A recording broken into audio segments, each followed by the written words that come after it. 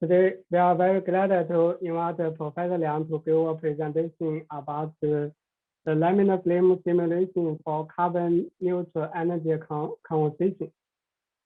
First, I will make a brief introduction to Professor Liang. Professor Liang is an assistant professor at the Center for Combustion Energy, Tsinghua University. He obtained his PhD degree from Princeton University.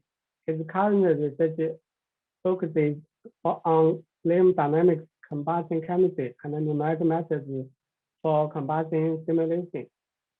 So Professor Liang, when you are ready, you can start your presentation. Okay, yeah. Thank you, Professor Yao, for your very nice introduction. And also, I would like to thank Professor Huangwei Zhang from NUS for inviting me to give this presentation. Okay, so as you can see from the title, today's talk is about the laminar flame simulations for carbon neutral energy conversion. So basically, I want to introduce to you some of our recent works related to the carbon neutral energy application relevant to combustion, and also some of our theoretical work and computational works related to that. Okay, so let me first introduce to you about the background. So as we know, for the carbon neutral energy conversion, we want to have the balance the carbon dioxide emission with the carbon dioxide reduction and offset. Okay, so in order to achieve this goal, there are two very important aspects we need to consider. So first is how we can make the fuel system carbon neutral. And in addition to that, the electricity system is also important for example, the generation of electricity and the storage of electricity. So today my talk will cover both of these two aspects. Okay, so for the carbon neutral fuel, as we know, the hydrogen and the ammonia are two of the most important carbon neutral fuel. However, the problem is how we can use ammonia and the hydrogen together to fit the specific need. Okay, so today I will introduce to you, one of the work related to the combined ammonia and hydrogen combustion. And regarding the electricity, we know that the lithium-ion battery is the important device for the energy storage. However, the fire safety issue of LIB has attracted a lot of attention recently. So I will also introduce to you our recent work regarding the fire safety issue of LIB. Okay, so let's start with the first part about the combined ammonia and hydrogen combustion. Okay, so as we know, the ammonia combustion is important because first, the ammonia is the fuel with the zero carbon emission, and also can be generated by the renewable electricity. In addition to that, the ammonia also has a low production, storage, and the transport costs. However, there are also some difficulties for the direct combustion application of ammonia. For example, the ammonia has a long ignition delay time, low flame speed, and also the narrow flammability limits. Okay, so my presentation today will mainly address the last two difficulties, namely the low flame speed and also the narrow flammability limits. Okay, so then the question we want to ask is how can we improve the reactivity of ammonia. Okay, and one of such strategies is to use the stratification, namely if we can use some fuel with higher reactivity to enhance the reactivity of ammonia. Okay, and one such example is to combine the ammonia with hydrogen.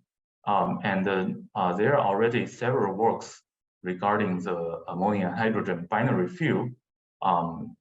However, those studies mainly use the homogeneous mixture of ammonia with hydrogen.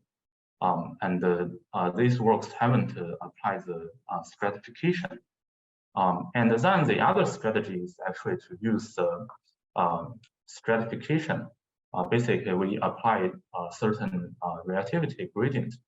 And for the previous works on this aspect, they are mainly using the equilibrium stratification. Basically, you can have a propagation from the linear mixture to a richer mixture, or the opposite stratification.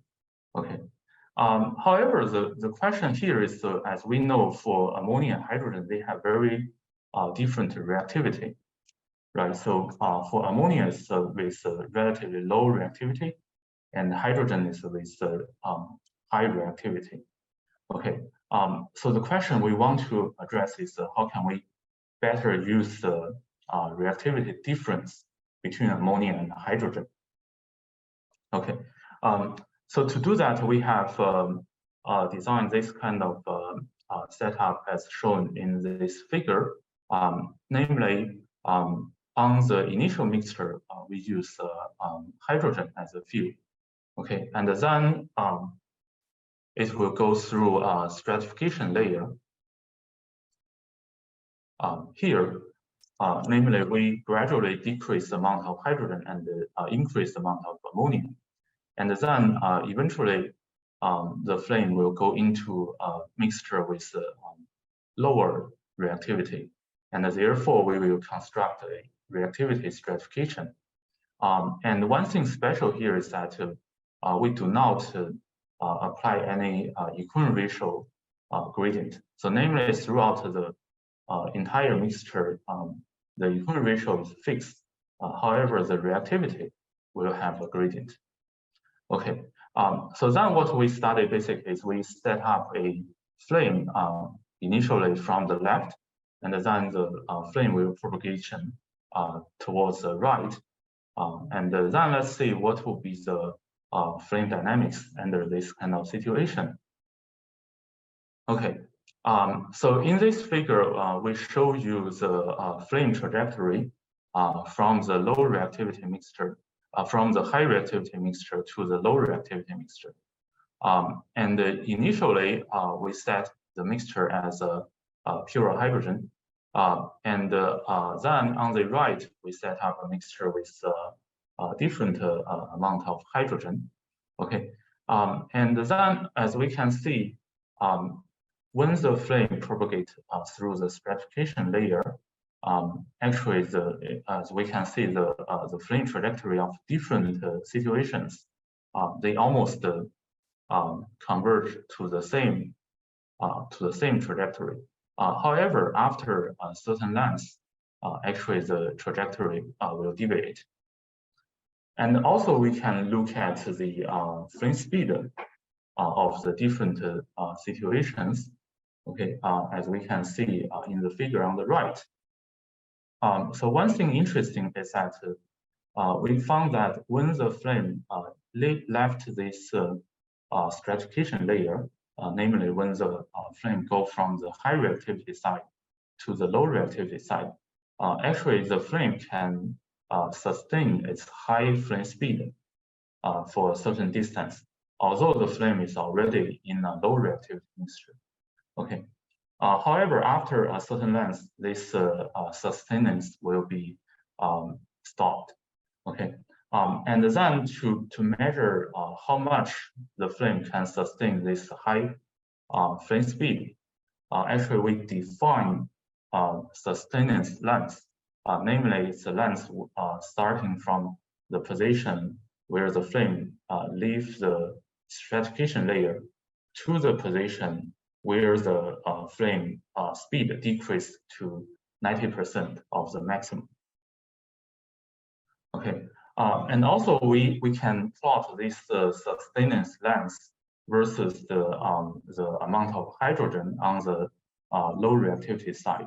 Okay, and as we can see, as the amount of hydrogen in the low reactivity side increase, the sustaining length actually will increase. So this is easy to understand, as we know if the reactivity on the two sides are smaller, and we know that the sustenance actually can be maintained for a longer distance. Okay. So then the next thing we want to do is we want to understand what is the reason for this sustaining behavior when the flame goes from the high reactivity side to the low reactivity side. Okay. So the first observation we found is that because the hydrogen flame has a higher temperature, higher flame temperature compared to the ammonia flame. Okay. And therefore, we know when the flame is propagating from the hydrogen side to the ammonia side, then the flame temperature will decrease. Okay, and consequently, we can see that the temperature behind the flame will form a gradient in the temperature. Okay, and then we suspect is this the reason for the sustaining of the flame. Okay, and then to understand whether this is a reason for the sustaining behavior, then we designed another case for which we actually dilute the initial hydrogen flame with more nitrogen. Okay, and therefore the flame temperature for the nitrogen for the hydrogen side will be decreased. Okay, and then we control the amount of nitrogen on the hydrogen side to make the flame temperature the same as the ammonia side. Okay, which is the situation of this without thermal support. And then we compare the sustaining length with the situation where we have the thermal stratification behind the flame. And then we found actually for these two situations, the sustaining lengths are roughly the same. Okay, so therefore we know that this thermal support effect is probably not the most important effect here, although it can contribute to the sustenance. Okay, so then we have tried to look at other reasons behind this behavior. So that's when we look at the species profiles, as we use both ammonia and hydrogen as a field, so we have looked at the species profile for the both ammonia and the hydrogen.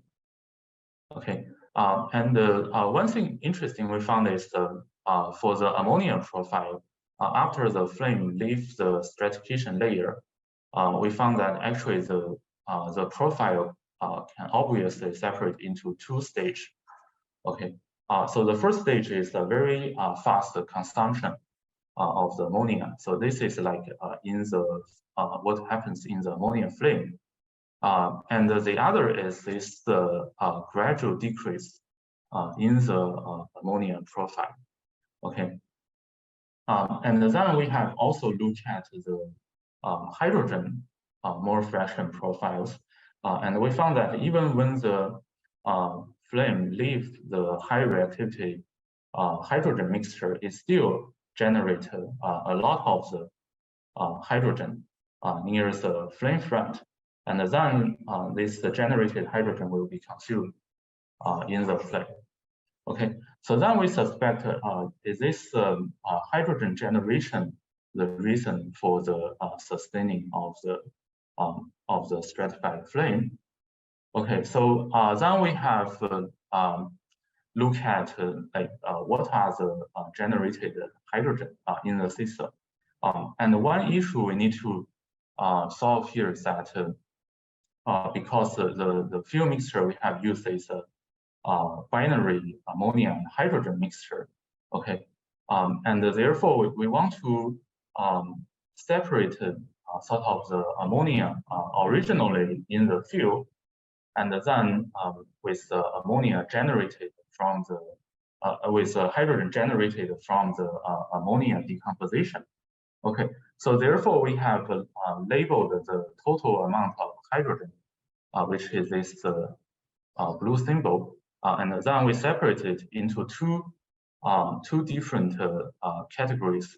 One is this generated hydrogen. So basically, these are the hydrogen that are generated through the flame, and then the other part is original hydrogen in the fuel mixture. Okay, and then we can see that for the flame on the left is when the haven't entered into the stratification layer yet. Okay, and then we can see for this situation, the hydrogen is mainly the original hydrogen, and then the generated hydrogen is only with a small amount, which probably due to the radical recombinations after the flame. Okay. However, if we look at the profiles after the flame leave the stratification layer, okay, we can see that although there's still a little bit amount of the original hydrogen, however, we can see that the generated hydrogen, okay, actually is much higher. Okay, so then we suspect this might be the reason why we have the sustained reactivities, because this stratification actually can help the ammonia to decompose into hydrogen. Okay, and also we have compared the generated hydrogen for the stratified situation with the generated hydrogen in the homogeneous situation. Okay, and we found that indeed for the stratified situation, the generated hydrogen is much higher compared with the homogeneous situation. Okay, and then the next question we want to ask is what are the chemical reactions that help us to generate the hydrogen? And then we have looked at some of the reaction rates and found that it is mainly due to the H abstraction reaction by the hydrogen atom with different species. Okay, for example, the ammonia plus H to generate the NH2 and hydrogen, and also the NH2 and NH react with the H atom to generate hydrogen. Okay, and then we found that for this, for the combined effect of all these reactions is that actually the stratification will help the ammonia to directly convert into hydrogen in the flame, and this is the reason behind such sustaining effect. Okay, and after that we have also looked at some of the parameters that might affect this sustaining length. Okay, so the first thing we have looked at is the stratification thickness. Okay, and in this figure you can see that we have chosen 3 different thickness. Okay, however, here one thing we have to pay attention is that the sustaining length is defined as the length when the flame leaves the stratification layer to the position where its velocity reduced to 90% of the maximum. Okay. However, if we are using different thickness, for example, if we are using 1 centimeter and then the stratification is from 3 to 4. However, if we change it to 0.5 centimeter, actually the stratification is from 3 to 3.5. Okay, So therefore, when we calculate the sustained length, it needs to be starting from the position where the flame leaves the stratification layer. Okay, so therefore we found that actually if you have a shorter stratification layer, actually the sustained length can be longer. Okay, so this is also easy to understand because if we have a sudden change in the composition, and then the flame actually can take longer distance to maintain the original status. And also we have looked at other parameters that might influence this behavior. For example, the pressure, and we found for higher pressure, the sustenance is shorter, as shown in this figure. So this is mainly due to the reduced flame thickness at higher pressure.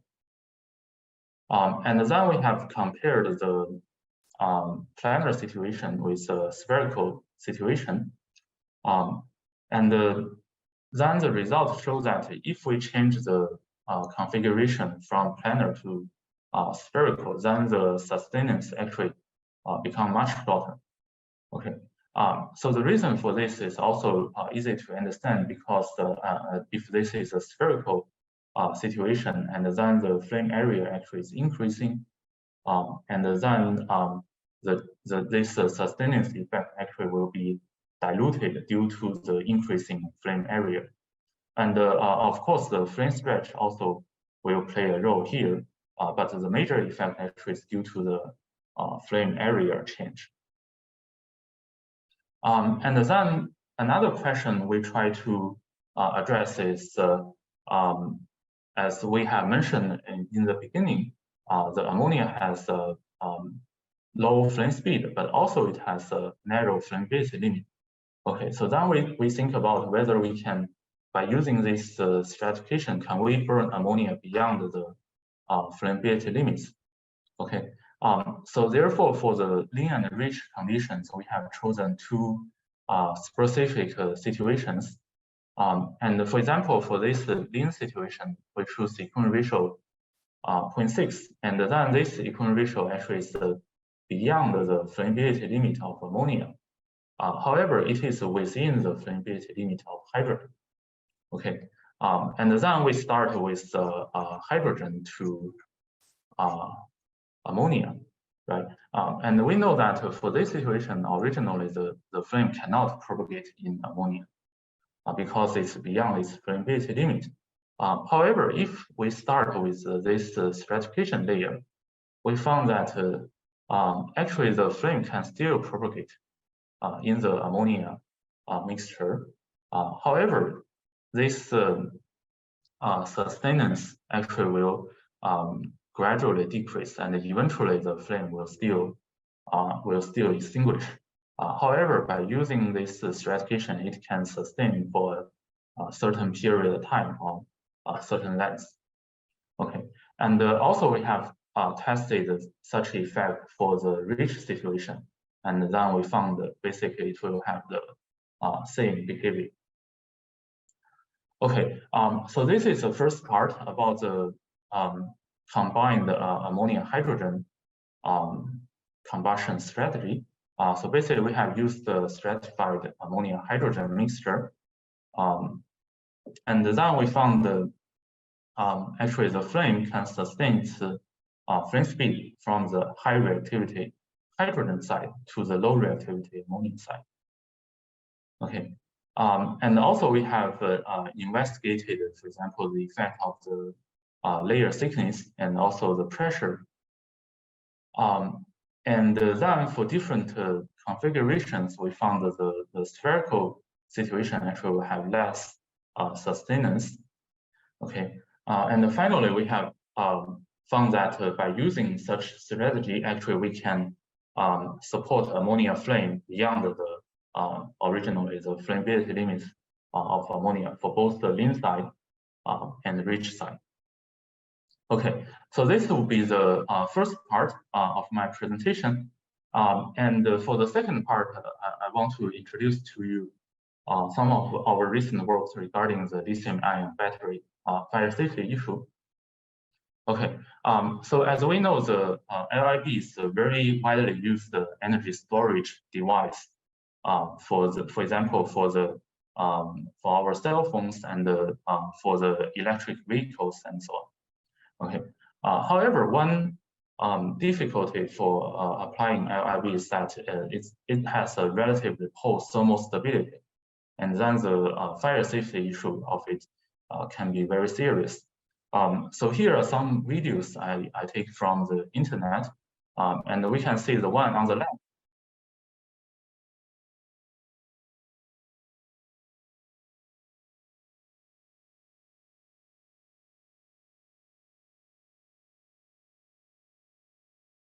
Okay, so the one on the left is a typical fire accident for the electric car.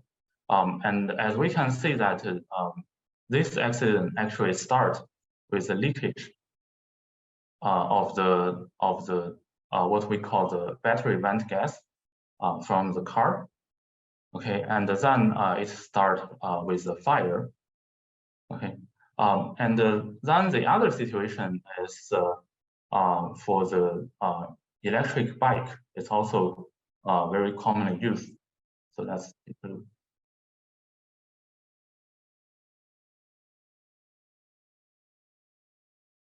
okay. So all this tell us that the fire safety issue of the LIB can be very serious. So then the question to ask is, how can we evaluate the safety of the battery, what we call the battery vent gas, BVG? Okay, and then in the literature, there is this very nice review paper regarding the mechanism of the LIB5. Okay, as we can see, there are several different reasons. For example, the mechanical abuse of the battery through, for example, the crash or the penetration, the electric abuse, for example, the overcharging or the short circuit, and also the thermal abuse of the battery, for example, the overheating.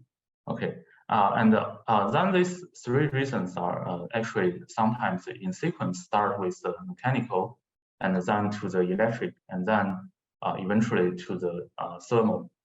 Okay, and then eventually it will go through the what we call the thermal runaway process. And then for the thermal runaway process, it needs three elements. First is the high temperature, and also we need to have the flammable gas, and then we have the air from the environment, and then the fire actually can happen either through the explosion or the flame behavior. Okay. So therefore, to quantify the LIB fires, we have actually we can use some of the concept from combustion, some of the limit phenomena in combustion. Okay, and then in combustion, we know one such limit is called the flammability limit, is where the limit beyond which the flame cannot propagate. Okay. And the other is the explosion limit, is the boundary between the explosive and the non-explosive situation. Okay, so therefore, in two of our recent works, we have sort of computed these two limits. So let's first look at the flammability limits. Okay, so first we have sort of quantified the compositions of the BVG for different states of charge. Okay, and then we found that actually the major components include, for example, hydrogen, carbon monoxide, and carbon dioxide, but it also includes a little bit amount of methane and ethylene. And then the other thing we know is that for the fire evaluation, actually the radiation will be an important process. And especially if we want to accurately predict the flammability limit, the radiation process will be very important. Okay, so then from our previous works, we have sort of developed different levels of the radiation model. Okay, and then in the current work, we have adopted the SMBCK model, which we can use to account both the radiation emission and also the reabsorption process. Okay, and also we can see that the actually from the radiative heat loss actually include two parts. One is the part before it goes into the flame, and in the fresh mixture actually there will be the reabsorption of the heat. And then the other thing is that at the burn side actually we will have the radiation emission. Okay, so then we have sort of calculated the radiative loss again for different fire situations. Okay, and here we have to test the effect of suppressing the fire. We have tested three diluents. One is the nitrogen, and then is water, and then is carbon dioxide. Okay, and then in these two figures, we show you the radiative heat loss for the different diluents. And then we can see that actually for carbon dioxide, it will give you the highest reabsorption and also the emission from the flame. And then for water, it's a little bit lower, and then the lowest is nitrogen. Okay. And then based on this radiative flame, actually we can quantify at which condition the flame can propagate and at which condition the flame cannot propagate. Okay, so therefore we have sort of used this model to predict the BVG permeability limit. Okay, and then in this figure, we show you the normalized equilibrium ratio and versus the fraction of the inert gas. And then you can see the area within this curve actually is the flammable range. Okay, and outside this is a non-flammable range. Okay, and we can see that one thing is that if we add in certain amount of the this diluent, actually the true limit basically is the lean flammability limit, and then the rich flammability limit, they will converge to the same point. And therefore, it indicates what we call absolute limit, which means that after this limit, actually, no matter what is the equilibrium ratio, the flame is not propagating in the mixture. And also, we have compared our simulation result with experimental data and found that for both the nitrogen and the CO2, actually agree pretty well. And then we have used this to calculate the composition triangle for the three components, the air, the BVG, and also the inert gas. And then we found that by using different inert gas, actually, for all the situations, the flammable range will be a smaller triangle within the composition space. And then we found that for CO2, actually, it will give you the smallest flammable area. Okay. And then in addition to these observations, we have also looked at some of the flame properties near the flammability limit. Okay. For example, the flame temperature. Okay. And then we found that with different diluent, actually the flame temperature will always be this kind of closed shape, and then the two turning point at the lean and rich condition denotes the flammability limits. And also we have to look at, for example, the flame speed, which will give you the similar shape with the flame temperature. And finally, we have looked at the flame thickness variation with the equilibrium ratio. Okay, and then the next thing we want to address is since we now can use the radiative flame to capture the flammability limit, then can we derive some theory from the kinetics to capture this limit?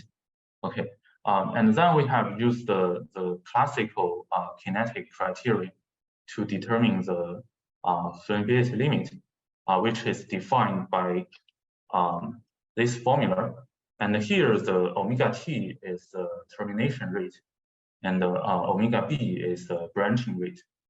Okay, and then we define this alpha parameter as the relative sensitivity of these two rates. Okay, and then from the classical flame theory, we know that when this parameter alpha reach 1, actually it will denote the flammability limit. And then we have applied this kinetic criterion to the BVG flammability limit. Okay, and then we found that for different compositions, this actually will always give us the prediction that when alpha equal to 1. And also we have compared this theoretical prediction with the simulated result. Okay, and then we found that by using this new theory, actually the flammability limit of the BVG can be quite accurately predicted. However, for the previous studies on the flammability limit, people normally use the Le Chatelet principle to predict the flammability limit, which is mostly based on the thermodynamic property of the mixture. However, we found that for the BVG problem, if you use the Le Chatelet principle, actually it will deviate from the simulated flammability limit with quite large amount of the difference. Okay, and in addition to the flammability limit we have discussed so far, the other limit of relevance is the explosion limit. Okay, so the explosion limit basically is the boundary between the explosive case and the non-explosive case. And then we have also calculated this limit for the BVG. And for this limit, actually it's relatively simple to quantify because we can just calculate either the temperature profile or the pressure profile. Okay, and as you can see that in this figure, for the explosive case, actually we have a sudden increase in the pressure or the temperature, while for the non-explosive case, actually it's almost a flat profile. Okay, so then based on this criterion, we can determine the flammability limit of BVG. And then we have looked at this flammability explosion limit for different state of charge. Okay, so basically it means how much you have charged the battery. And then we have also looked at the effect of the equilibrium ratio. Okay, so let's first look at the effect of SOC, the state of charge. Okay, and as we may suspect from the intuition is that if we have a highly charged battery, normally we think it's more explosive, right? However, from our calculation, we found that actually that's not the situation. And we have sort of calculated the explosion limit with different SOC. Okay, and then we found that actually whether it will explode depends on which pressure we are at.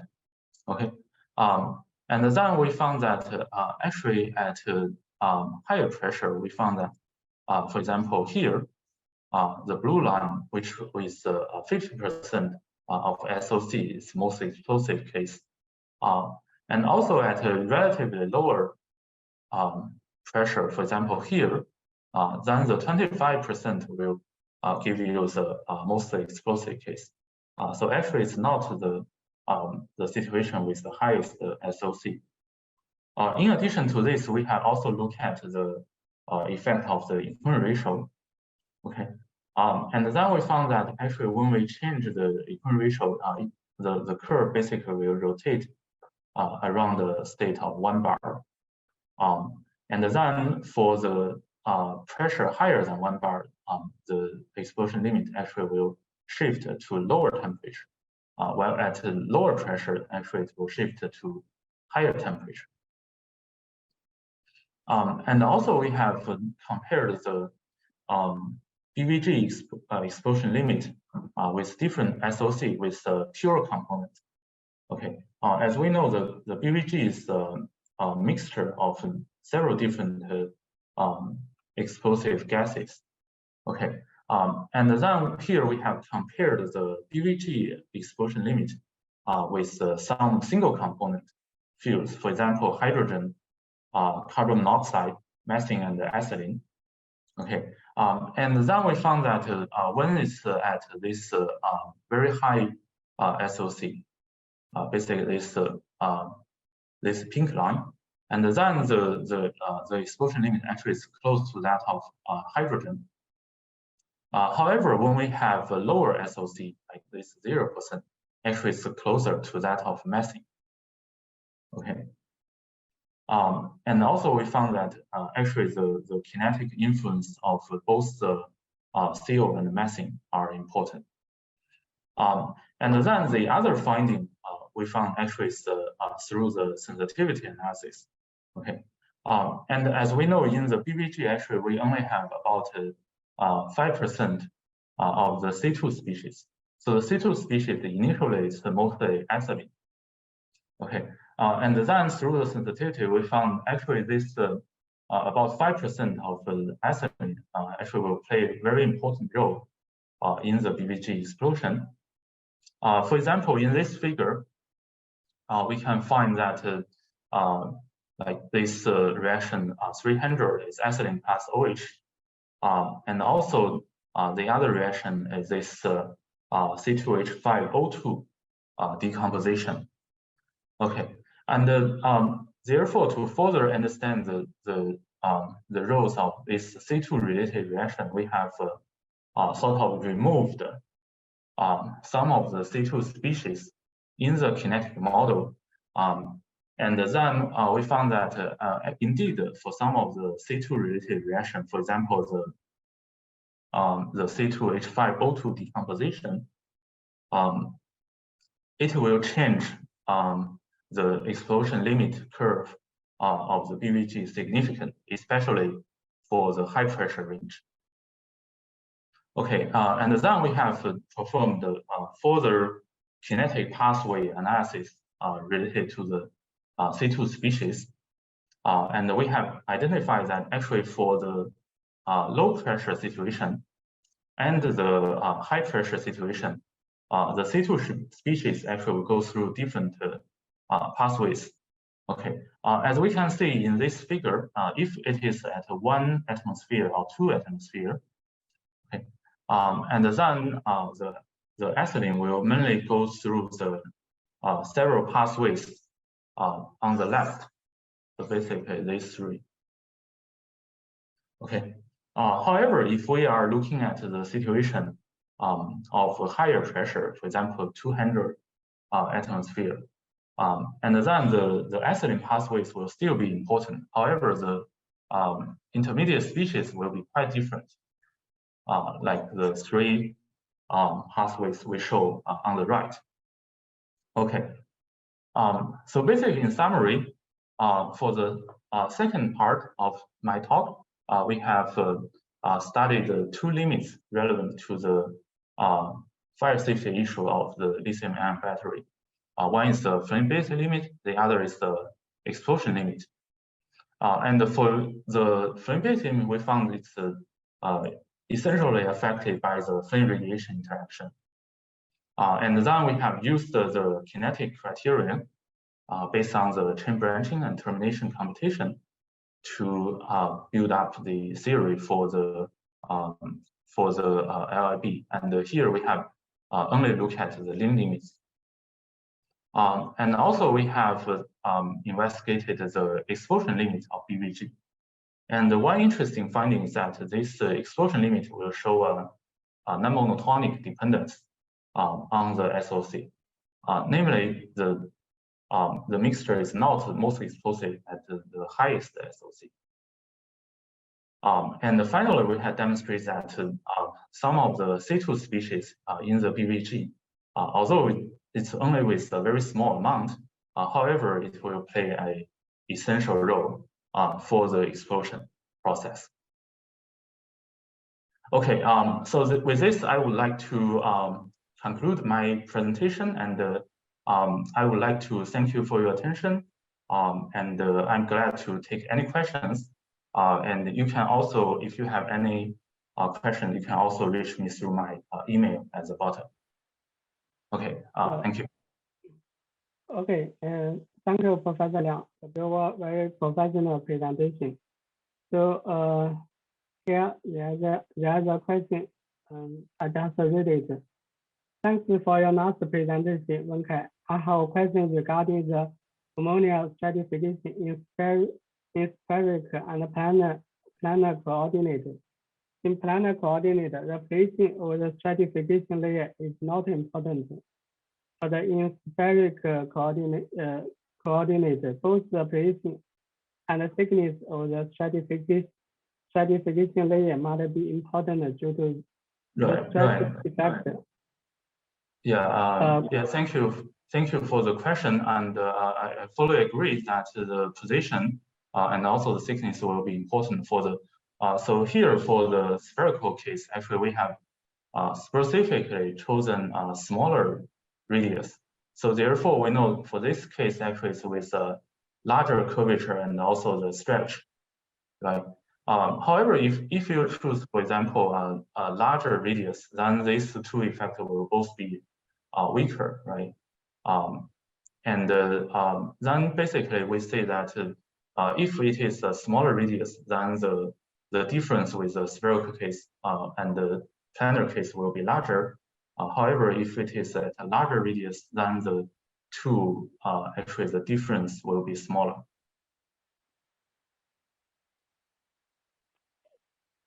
Okay, Professor Liang, I have another question. It's not included in this presentation. I have read a paper. It's related to also to this ammonia combustion. Right. And in your study, you mentioned a very interesting phenomenon that there is a multi-turning point for the explosion limit of the ammonia hydrogen oxygen mixture. So, could you give us more? Could you give a brief explanation for how this multiple turning point occurs? Because we usually have observed at least 2 turning points. Right. So yeah, multiple. I think that's something from some of my previous work is on the ammonia hydrogen explosion limit. And actually, this is similar to what we see here in the BVG flammability limit. Okay. So the reason is that because for different pressures, basically the controlling chemistry can be quite different. Okay. And that will cause sort of the reactivity difference at different pressure. And then that, I think that is mainly the reason why actually for the ammonia hydrogen mixture in the exclusion limit, it will show a different trend for different pressures. Okay. So about this, the lithium combustion, because we know that it's the lithium combustion, the combustion behavior is different for a single battery cell and right. battery package with a lot of cells. So So is your research focused on single cell or a cell Right. type? So this result is mostly for a single battery. So for a pack of, for example, a series of batteries, I think the result will be quite different. However, the result here will also give some of the guidance for the more complicated situations. Okay. Yeah, I think I also saw that in the chat there's some questions from Professor Wang Weizhang. Right. So. Yes. So maybe I ask myself. Yeah. Sure. Yeah. Yeah, Professor Yao. Okay. Right. Okay. Yeah. So for the BVG problem, right? You mentioned actually the flammability limit, right? Because normally I think the composition of the BVG actually changes significantly with many factors of the battery itself, right? Right. Like the material and also the SOC or DOD. Yeah. That's a very good question. But actually we have sort of here we have only looked at one kind of battery, the NCA battery. And then there are also some other sort of the electrolyte and also the electrode materials. So all this actually will influence the compositions of the SOC. Yes. So here what we do is just for this one type of battery we can we found that actually it works. But actually in addition to that, we have also tested the theory for different type of battery, like the NCM and so on. So we found that actually the conclusion, especially the kinetic criterion we show you here, is a general conclusion, and it also can apply for other type of batteries. And I think one of the major reasons is because although the compositions of different BVGs will be quite different, however, the largely they have the same type of compositions. For example, the hydrogen, CO, CO2, and so on. So, so I think that's the reason why it's kind of general conclusion. Okay. My another question is because normally when we have the vented gas, probably it's somehow like a non-premixed flame or non-premixed fire. And if we when we see non-premixed flame, then the flow and also the mixing will play actually a significant role, right? Yeah, that's true. Yeah, and then here you highlight the flammability limit based on, because there are two limits. One is reduced by the radiation, another one is reduced by the stretch, right? Right. Yeah. So then from practical point of view, because for the industry, probably they are very interested in how to predict the how to say the flammability or risk of the vented gas. Then how to bridge your results between your results and their real need, right? Right. Yeah, that's a very good question. And indeed, for the real situation, the gas is with the sort of very complex flow and also the mixing, right? However, here the reason why we look at the flame propagation is because, for example, if it is a diffusion flame, right? Then diffusion flame normally we don't consider the propagation process. So basically, there is no propagation. Even for example, for the H flame in the diffusion situation, it's driven by the premixed flame. Okay. Right. So that's the reason why we think that the flammability limit is of importance. And the other reason is that, as you can see in the flammability limit work, we have added the sort of the dilution into the mixture. So the reason for that is we want to sort of identify if we add something into the mixture, then actually it can suppress the propagation behavior. So this is sort of for the scenario when the fire is already started to propagate. Okay. Yeah. So I think these are some of the relevance with the practical situations. Okay. Yeah. Okay. Thank you very much. Yeah. Thank you. Yeah. Thank you for the very good questions. Thank you. I have lots of questions. Your work is very good. Do you have any plan to combine your work with OpenFOAM? Of course. Especially like Professor Huang Weizhang mentioned that for the real situation, for example, of the LIB fire, you need to have the complex flow and complex geometry.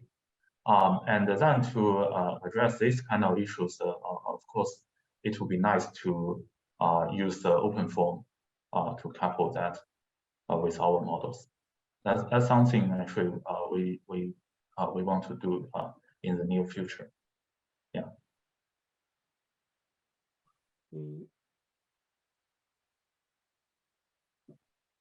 Okay.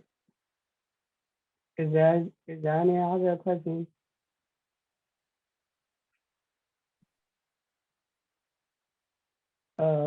Professor Huang and Professor Liang, if there are no other questions, can we just end this talk? Yeah. Okay. Yeah. Okay. Okay. Okay. Yeah. Okay. Thanks everyone. Thank you, Professor Yao and Professor Huang for inviting me. Okay. Yeah. Thank you, Professor Zhang, for hosting this series of lectures. Thank you. Okay. Yeah. Okay. Thank you and see you. Bye bye. See you. Okay, Bye bye. thank you. See you. Bye. Bye. Bye.